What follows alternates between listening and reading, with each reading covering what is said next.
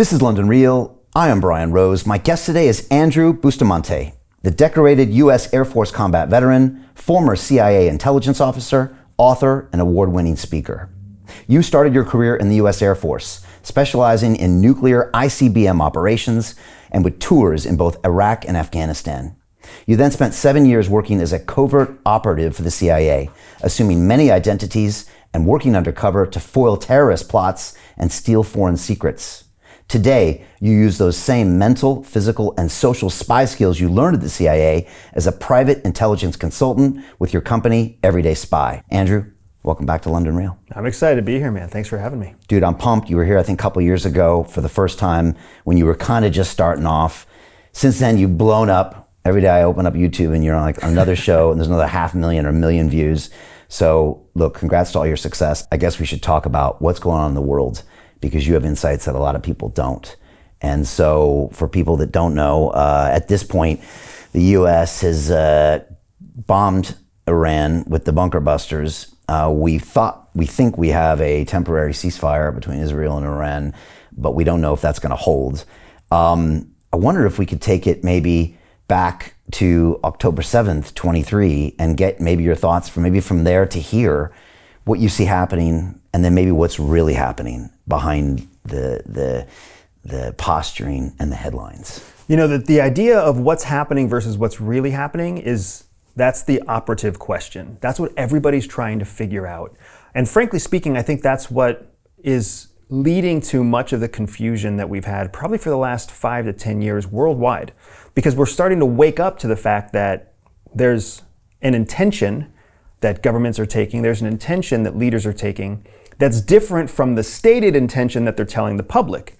And then from that division, there's a third narrative that comes out from media, right? And that media narrative is partially crafted by big media and partially organic and undirected by all of the new media that's coming up, right? So we're all swimming in information, but none of us fucking knows the truth. Yeah. And we all know that we don't know the truth, which makes it worse.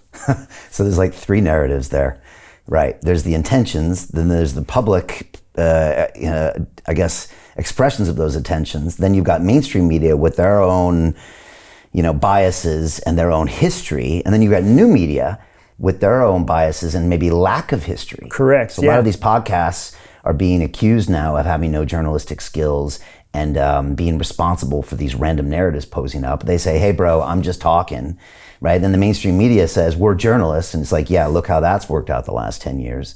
And then the governments get accused. And then people get mad at governments for advancing the interests of their people. And you're like, well, isn't that what they're supposed to do? So right. There's a lot of weird things. So here's what CIA teaches us, right? CIA teaches us that all stories are built of 2 parts. They're built of a message and a narrative. So when most average people talk about a narrative, what they're actually talking about is a message, what's known as messaging. Investment Club. Today, I consider it the best investment that I've ever made. We get 4 projects presented a week by their associated CEOs. Personally, I'm completely blown away by the quality of these projects, and I know of nowhere else where I would be given this same opportunity. Each week that passes, I feel more appreciative of the fact that I'm a member of this group.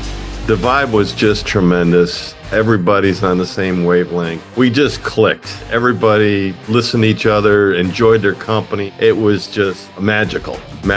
Take action. Don't take my word for it. Due diligence you need to do. And I really hope that someday down the road I see you in the club. It far exceeded expectations, without question.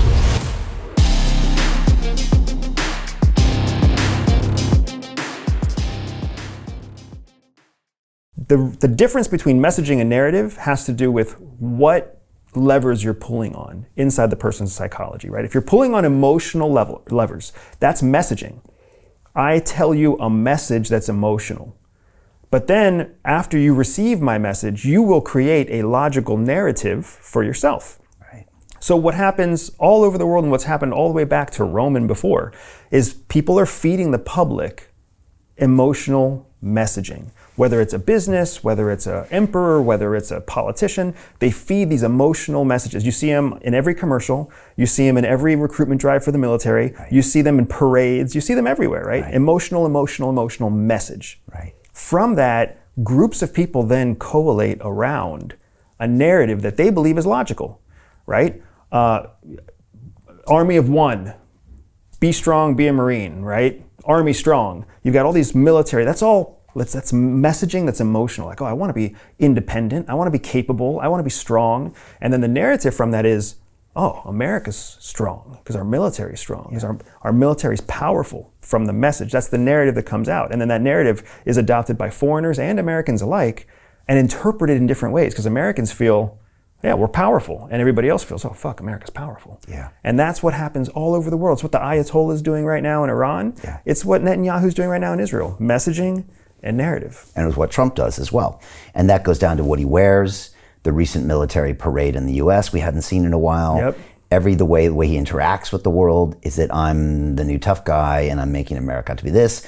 Biden, we saw him on the beach falling asleep. And so you can see the images combined with the emotions, and then that story lands with people. And then that can be augmented or taken down with social media and media on the top of that. And we saw that during lockdown and COVID, safe and effective. That's the mass psychosis you talk about a lot. And we've seen it used in lots of ways. I'd say the public is getting more hip to that, I think. But then again, they say just when you think you know what's going on, maybe you actually don't. My hope is that the public is waking up to the fact that there's a process. I don't know that they know the process yet, which is why I spend so much time in front of a camera, trying to teach that process. Okay. Because we've talked about how governments create messages and narratives, right? And that's very, very real. I've been in meetings with congressional committees where they're literally choosing what is our messaging and what is our narrative going to be about this topic. So they already know they're not being honest. They know that they're shaping something to maximize the opportunity for a predictable narrative. Right. That's the way the government works. When you layer on top of that journalistic intent, now I am a big fan of journalism. I want to say that outright. I like journalism. I think journalism had a place in the past that was critically important. Yeah. But where it is now is a very different beast, because journalism is about taking a series of narratives and weaving them together into a story. And every journalist listening is going to know this is true, and it's going to be absolutely damning on their face. If they don't have a story, they can't publish. So they have to create a fucking story. Right. They can't just tell us the facts. They can't just say, this happened. Yeah. They have to say, this other thing happened first, this thing happened next, and here's what's probably going to happen, and here's how everybody feels. It has to be a story.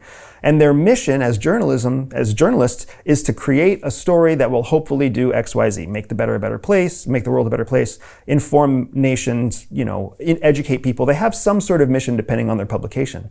But they have to make a story. How fucking dangerous is that, man? Without making the story, they're not considered journalists. Right. And that's where the new media comes in now, because now new media doesn't have that publishing impetus to create a story. So they just, like you said, it's all opinion.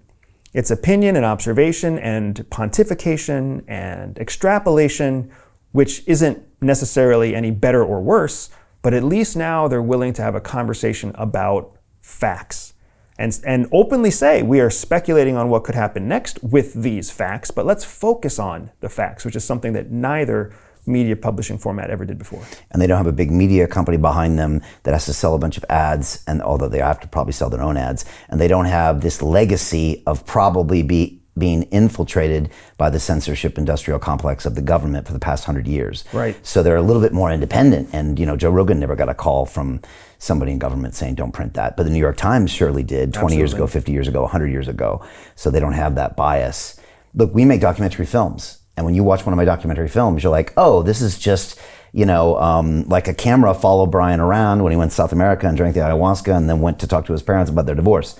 No, it's actually a crafted story to give you a hero's journey, because without that narrative, they won't learn anything. Right. So we kind of know that you have to tell a story. And most people just think stories are normal. And that's the way the world is, this hero's journey, when in fact, it's not that. Stories are an art form. Yeah. And that's what journalism used to be. It used to be a blend of art and fact that was regulated. So it had to be free and fair and unbiased. But all that melted away in the 70s.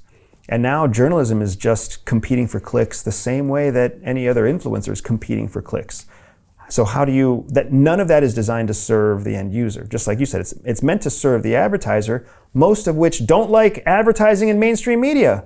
Because what advertisers want is high quality, highly vetted leads to come into their platform. Yeah. Well, when you only have like 4 major publishing broadcasters, nothing's quality. You're talking to the 17-year-old Republican just as much as you're talking to the 80-year-old Republican. So do you put on the fucking toenail fungus medicine ad, or do you put on the gun ad?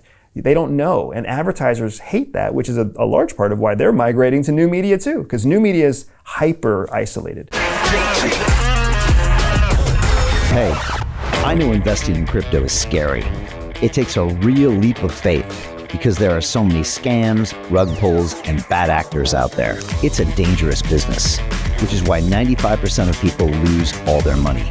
Well, that's why I created the London Real Investment Club, so you can access the hottest deals on the planet and use the crypto bull market to create the generational wealth that you deserve.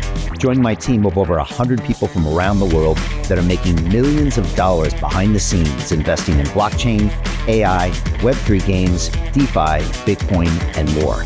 Don't miss out. Click the link below to book a call with one of my team now. But hurry, this bull market will end soon. I know investing in crypto can be scary. That's why you gotta join the investment club. Pull the trigger. Let's do this.